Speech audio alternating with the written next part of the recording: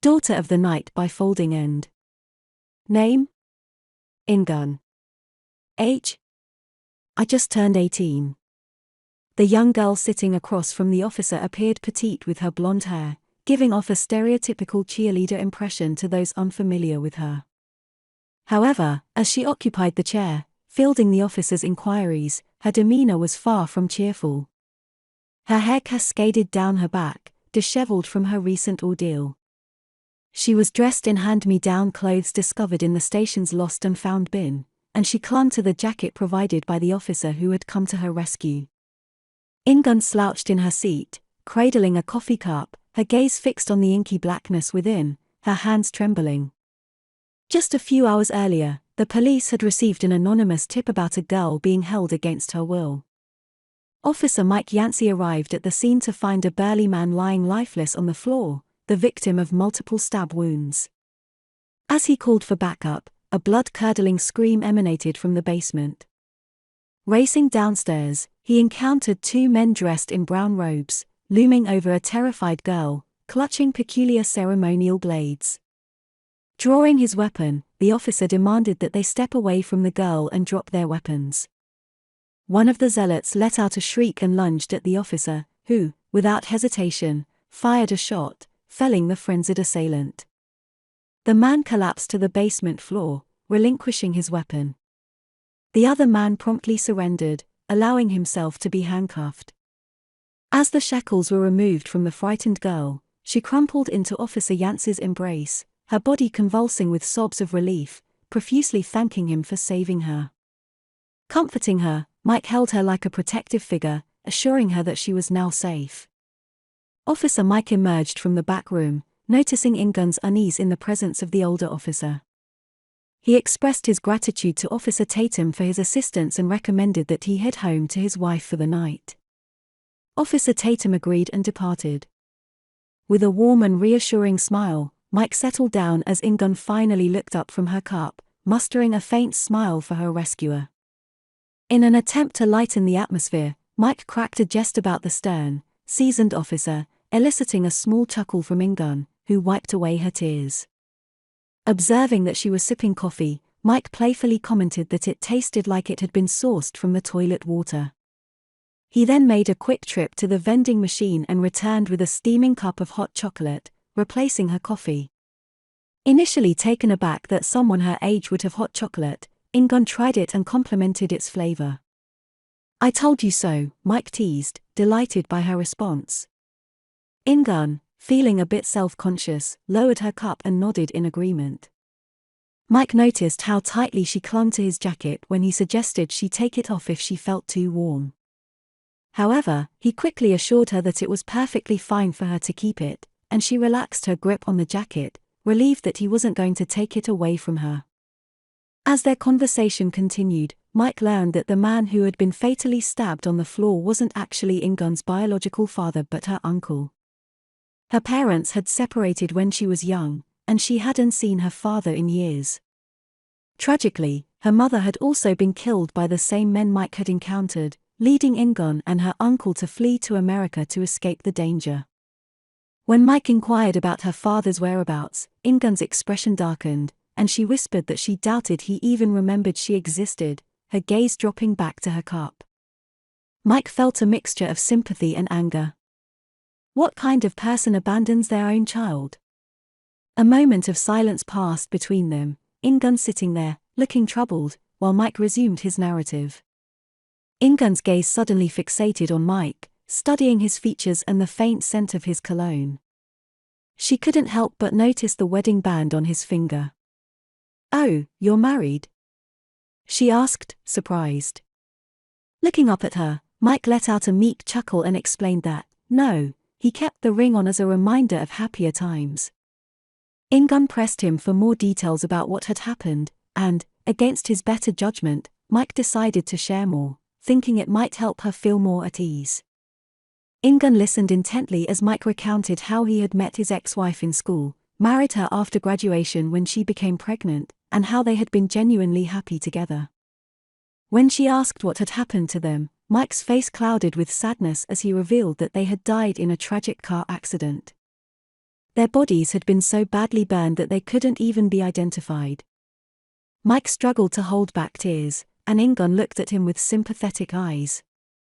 "Do you still have a picture of them?" she asked. Reaching into his pocket, Mike retrieved an old, weathered photograph from his wallet. It depicted Mike, his wife, and a young girl, all wearing bright smiles, a picture of a perfect family. He handed it to Ingun, who gazed at it, her sorrowful expression turning into tears as her thumb gently traced the faces in the photo. In a soft whisper, she said something to herself, then quickly apologized as she returned the photo to Mike.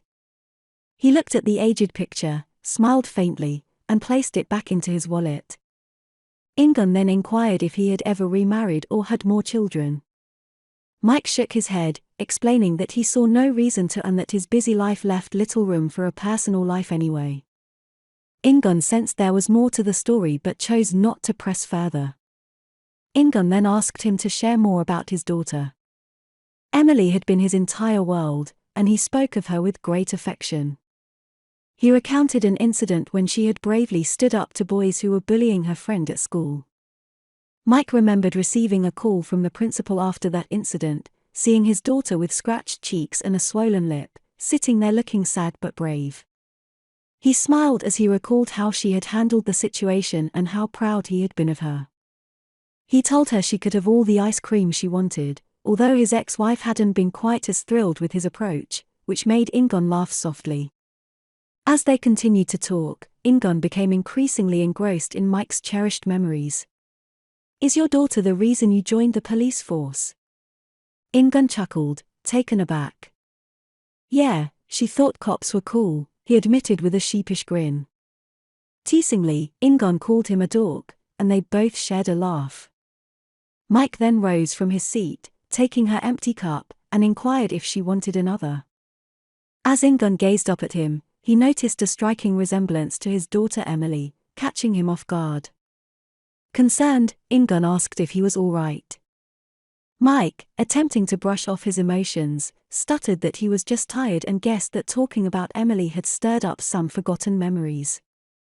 Mike headed back to the coffee machine, retrieved another cup, and upon turning around, he was struck by the realization that Ingun bore a resemblance to Emily, who would be around Ingun's age now.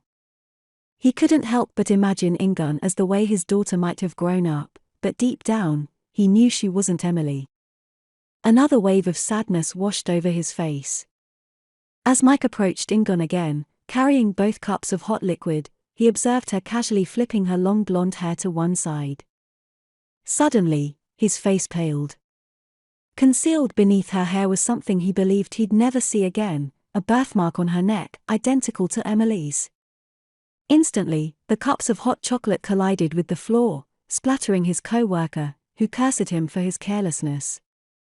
Ingun swiftly turned her attention to the commotion, while Mike, appearing like a deer caught in headlights, hastily retreated to the bathroom. He burst into the restroom and immediately fell over, retching uncontrollably into the toilet. "It can't be," he kept repeating to himself. Moments later, after washing his face and attempting to regain his composure, Mike finally emerged, keeping his eyes fixed on Ingun as he walked past the wet floor sign. Approaching her cautiously from behind, he couldn't help but be captivated by the birthmark on her neck, now convinced it was the same one his daughter had. "Where's my hot chocolate?" Ingun inquired, glancing over her shoulder at him. "The machine's broken," was all Mike could muster. Ingun responded with an okay, appearing somewhat pouty. Mike slowly sat down, resembling a lost child before Ingun. Noticing his peculiar demeanor, she asked if he was all right. After a brief pause, Mike finally spoke up, carefully choosing his words in case there was a logical explanation for this. "I noticed your birthmark," Mike began, but before he could continue, Ingun interrupted, saying, "It took you long enough." In the next moment, Ingun's posture transformed, and she sat up proudly, looking directly into Mike's eyes, devoid of fear or shyness as she once was. "Hello, Dad," she declared. In all his years as a cop, Mike didn't think anything could surprise him anymore. However, now he sat there dumbfounded, questioning whether he was being deceived or if he had lost his sanity. "Emily?" Mike whispered, finally breaking the silence with a crack in his voice, barely believing the word that had just escaped his lips. "This is not a dream, it's really me, Dad." "I'm your Emily," she responded with a warm and inviting smile. Struggling not to create a scene, Mike inquired how this could be possible. Ingun explained that her mother had orchestrated it all, changing their identities and fleeing to another country to erase their existence. Mike muttered curses under his breath, then closed his eyes, leaned back in his chair, and rubbed his face, attempting to regain his composure. Then he looked at the girl claiming to be his daughter, his mind flooded with so many questions that he couldn't decide which to ask first. "I can't even grasp reality anymore," Mike remarked. Ingun, once again, offered comfort, assuring him that he hadn't lost his sanity and that she was, indeed, his daughter. In her gaze, Mike saw the familiar emerald eyes, just like his little girl's. He had to restrain himself from embracing her tightly, as he did when she was a child. In response to his confusion, Ingun began to explain how her mother had orchestrated the accident and how they had fled the country to stay with her brother, a brother Mike had never known about. Her mother had convinced Ingun that her father had abandoned them and could never love a monster like her. Perplexed, Mike paused and asked Ingun what her mother had said exactly. Ingun repeated that her mother had called her a monster. Under his breath, Mike cursed his ex-wife once more, gazing at Ingun and assuring her that she was not a monster. Such a notion was absurd. Ingun, hearing his words, smiled, grateful for his support. "So, regardless of who or what I've become over these past 13 years, you would still love your daughter?" she asked, her expression filled with concern. Offended, Mike replied with an unequivocal yes. She smiled once more, touching her heart, touched by his words. "What kind of twisted lies have they fed you, Emily?" Mike thought, reflecting on the falsehoods his ex-wife had propagated and the trouble she had involved their daughter in all these years. He blamed himself for not being there. He lowered his head onto his desk, apologizing for not being there for her, convinced that she must hate him for not coming to her rescue all these years. Ingun sighed, her gaze fixed on the moonlight casting fractured beams through the window. "For the first half of it, I cried and cried, missing you and wondering when you'd come. Over the years, my heart grew cold, and I resented you with all my might," she began, still avoiding Mike's gaze. Then she transformed her frown into a smile. "But once I finally found you, I realized you had been deceived, just like me." Mike struggled to hold back his tears, overwhelmed by the whirlwind of emotions before him. He gently held her hands and promised that he would have rushed to her side instantly if he had known, and he had never stopped thinking about her all this time. Ingun smiled warmly again, tears welling up in her eyes. Moments later, she asked for her hot chocolate, breaking the tension and silence between them. Mike laughed and stood up to fetch her order. Ingun grinned at him and requested extra sugar due to her sweet tooth. As he stood at the coffee machine, a smile of sheer disbelief spread across Mike's face, contemplating how fate had smiled upon him to reunite with his daughter in this lifetime. All the lost time, missed birthdays, and her growing up without him, all because of her mother. He growled softly, contemplating what he would do to her if she were still alive, just to make her pay for the suffering she had inflicted on him and Ingun over the years. Then it struck him. He had been so focused on finding his daughter alive that he had forgotten what had transpired earlier that day at the house. How she had been chained to the floor in a chilling storage room with a reinforced door, and how he had arrived just in time to prevent a sinister man from killing her with a peculiar dagger. The image of that vile man about to harm his daughter filled him with rage. Mike stormed angrily into the back holding cell, where the priest was confined. He stood before the bars, with the priest still in a prayer position, his hands bloodied from his fervent grip. Mike paid no heed to the priest's state. All he saw was the man who had attempted to kill his daughter earlier that day, and he demanded answers. "Hey!" Mike shouted at the man. Slowly, the man raised his head, not opening his eyes or releasing his hands from their prayer. In an eerie tone, he asked Mike what he wanted. So far, they had been unable to extract any information from the deranged man, but Mike wasn't ready to give up. He slammed his hands against the cell door, demanding to know why he had tried to harm an innocent girl. The priest chuckled and stated, "Innocent." He insulted Mike, labeling him as a foolish blind follower in this world, claiming that only God and his disciples could see the truth. "Yeah, and what truth is that?" Mike inquired, realizing that this person was unhinged. "That monsters walk among us," the priest declared, his eyes finally opening to meet Mike's gaze. He grinned, mocking him as the white knight who had rescued the imprisoned princess, when in reality, he had unwittingly saved the devil. "I am not the one who locked up a frightened girl in a meat locker and chained her to the floor," Mike retorted. Once again, the priest chuckled. "Neither am I, detective." In shock, Mike asked him, "What did you say?" The priest closed his eyes and confirmed that he had heard him correctly.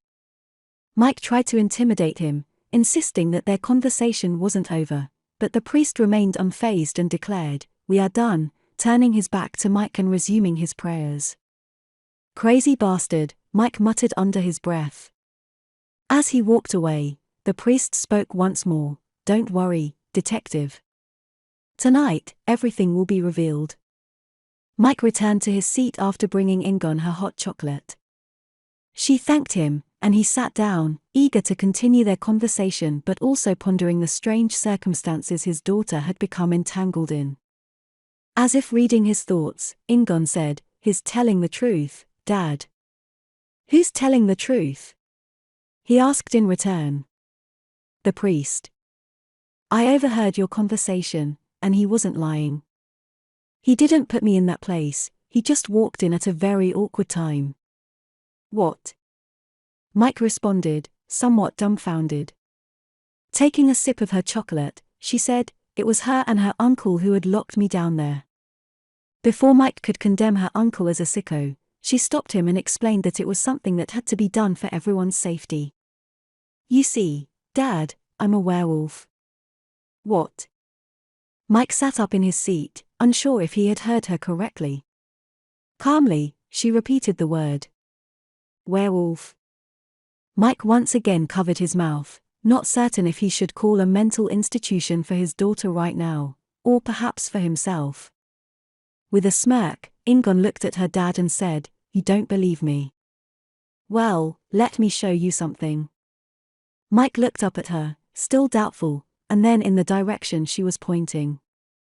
Ingun signaled to the officer standing near the cooler, implying that she could detect a strong perfume scent from another officer across the room. Their fragrances seemed to mingle, revealing the intimate encounter they had shared just moments before slipping into a back room half an hour earlier. Continuing, she disclosed Officer Tatum's hidden battle with cancer, a secret he had tried desperately to keep from everyone. She estimated he had roughly 4 months left to live. Then, Ingun redirected her attention to Mike. "And you, Dad," she said with her eyes closed, taking a sniff, "that shirt of yours really needs a good wash. It's quite unpleasant." She chuckled while sipping her chocolate. Mike snapped out of his confusion and dismissed her claims as mere tricks. "Oh?" she challenged. "Well, how about this?" Ingun set her cup on the desk and fixed a penetrating gaze on Mike. Startled and terrified, Mike violently tumbled from his chair as he witnessed his daughter's eyes shift from green to a demonic shade of red. Feigning concern to avoid arousing suspicion, Ingun hurriedly got up to help him off the floor, pretending to be genuinely worried. But then, she regarded him seriously, cautioning that he must play along, or everyone in the room might face dire consequences. Mike complied, got back on his feet, and reassured everyone that he was fine. He and Ingun returned to their seats. Ingun picked up her cup and advised Mike to stop shaking. Still trembling, Mike tried to steady his hand. "What are you?" he finally inquired, looking at her. "Are you even Emily?" "I've already explained what I am, and yes, I am." "It really hurts, Dad, to hear you doubt me after all this time," she replied, her expression turning pouty before taking another sip. This is unbelievable, Mike muttered. No, Dad, this is reality. How did this happen to you? Ingun smiled and said, Grandpa. She went on, sharing how her mom had told her that her grandfather had been a werewolf, and her mom had cared for him for many years until he was killed. Her mother had not inherited the werewolf gene, and she believed she could lead a normal life. She met Mike, they had Ingun, but as time passed, signs emerged that Ingun had inherited the family curse. Ingun's mother feared that Mike would find out one day and try to harm Ingun, so she staged their deaths and disappeared. I never tried to harm you. I never knew, Mike angrily whispered, and Ingun said she believed him. Further questions followed, and Mike asked, and if I had known or turned out to be the person your mom made me out to be? Ingun simply gave him a look that indicated she would have ended his life. Mike sighed, feeling overwhelmed by it all. Ingun, however, had transformed from the timid girl they had brought in earlier into a confident woman, which unsettled Mike. She seemed like two different people, and he began to wonder if her appearance here was mere chance or if she had deliberately sought him out knowing he lived here and worked as a cop. Did you set all of this up, Ingun, knowing I lived here? He inquired. Without hesitation, she replied that she had tracked him down and knew who he was when they first met, leaving Mike feeling foolish for not realizing it sooner. Why didn't you say anything or do something?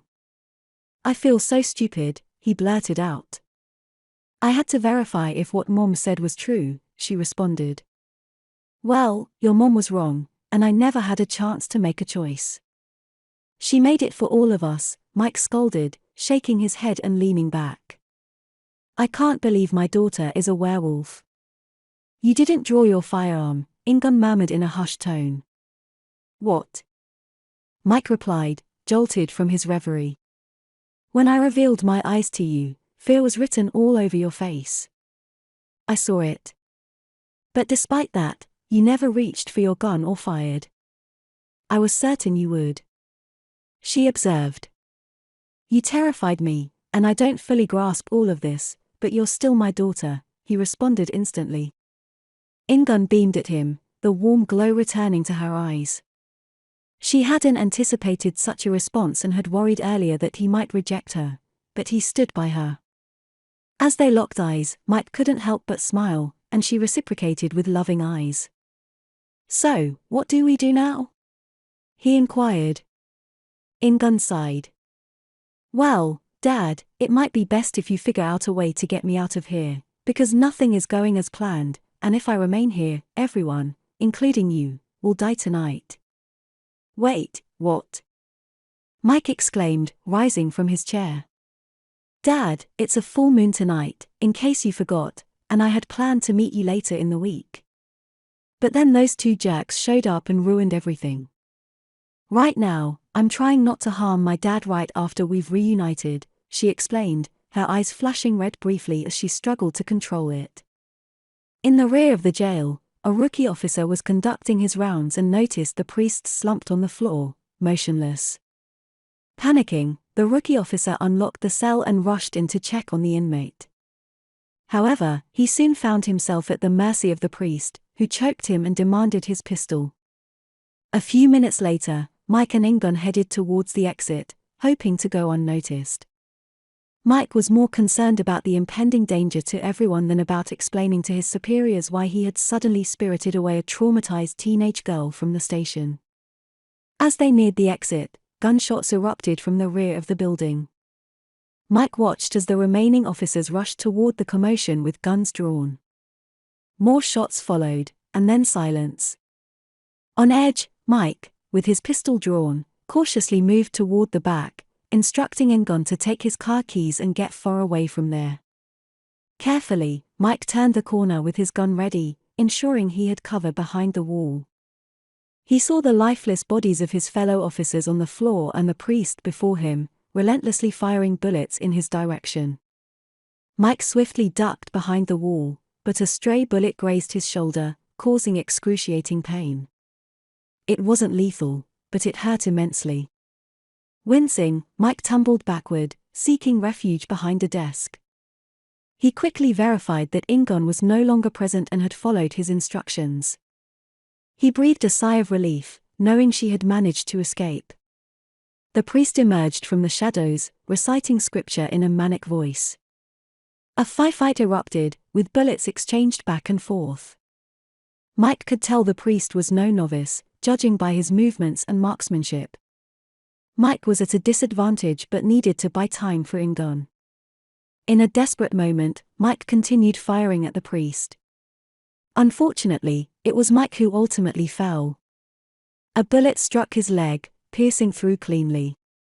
Mike collapsed to the ground, screaming and clutching his injured leg, his gun sliding across the floor. The deranged priest stood triumphantly over the fallen officer, proclaiming himself as God's chosen one and boasting of his holy mission to eradicate evil and enlighten the blind. Mike glared up at him, defiantly telling him to go to hell and spitting at the priest. In response, the priest kicked him in the face for his insolence. "You are blind to the truth, and the devil has deceived you," the fanatical man continued, leaning in and arguing that Ingon's abandonment of him was evidence of his claims. Suddenly, the priest froze in panic, sensing the breathing across his exposed neck and a low growl from behind. Mike grinned. His daughter had returned. The priest whirled around as a wolf emerged from the shadows. It was a dark, menacing figure with an elongated snout and razor-sharp teeth. Its red, glowing eyes bore into the priest with rage. In a frenzy, the priest emptied his gun into the massive wolf, but it was futile. The wolf pounced on him, and they both crashed into a cell. Mike promptly slammed the cage door shut, trapping both the priest and the furious wolf inside. The priest begged for help, pleading with Mike. Mike simply flipped him off as he limped away toward the main office to retrieve a first aid kit, leaving the priest to face his daughter's wrath. At dawn, Ingon awoke, realizing she was unclothed. She glanced down and saw the priest's innards grotesquely displayed in the cell. The cell remained intact, but the bars were bent and scratched deeply. Getting her bearings, she wiped away the priest's blood from her mouth. She surveyed the lifeless bodies of the officers strewn across the hallway and gasped when she spotted her father lying on a table. He wasn't moving. Ingun covered her mouth, tears welling up as she believed he had died. Then, she heard a cough coming from Mike. "Dad?" she asked, her voice trembling, praying that he was okay. Slowly, Mike crawled into a sitting position, pain still in his leg and shoulder. He looked at his daughter with a warm smile, reassuring her that he was all right. They exchanged smiles. 2 years later. Mike grumbled as he sifted through his mailbox, finding an assortment of bills. At that moment, a car pulled up, filled with girls from the local college, giggling and playing the latest hit song from their favorite boy band. The car parked next to Mike, and Ingun stepped out from the passenger side, waving goodbye to her friends. The girls waved at Mike, some of them complimenting Ingun on how attractive her father was. As the two of them entered the house, Mike chided her for pushing her luck. Ingun apologized with a pout, fully aware that her dad couldn't resist her charms, and she would, as usual, get her way. Resigned, Mike and Ingun made their way down to the cellar, where a substantial reinforced freezer door stood against the back wall. Ingun excitedly talked about the upcoming party and her date with a football player named Jake. Mike winced at the thought, not trusting the boy, and insisted on meeting him before he could take her out. As Mike began to secure shackles around her wrists and ankles, Ingun pouted in an attempt to sway him. However, Mike remained steadfast, understanding how young men could be and not trusting any of them. This time, Ingun relented, agreeing to let Mike meet Jake as long as he didn't scare him away because she really liked him. She teased that it was challenging to find a boy who didn't run away upon discovering her dad was a cop. Mike laughed and kissed her on the forehead. As Mike was about to leave, Ingun called out to him. He turned to her, and as her eyes began to turn red, she professed her love for him. Mike didn't flinch, having witnessed this transformation many times over the past few years. He reciprocated, saying he loved her too, then locked the door and headed upstairs. In the kitchen, the sounds of an angry beast trying to break free echoed from below. Ignoring the commotion, Mike grabbed a beer, turned on the TV, and settled in to watch the game. On the table beside him sat a picture of him and Ingun, both smiling in her graduation attire. He gazed at it and smiled, filled with pride for his daughter.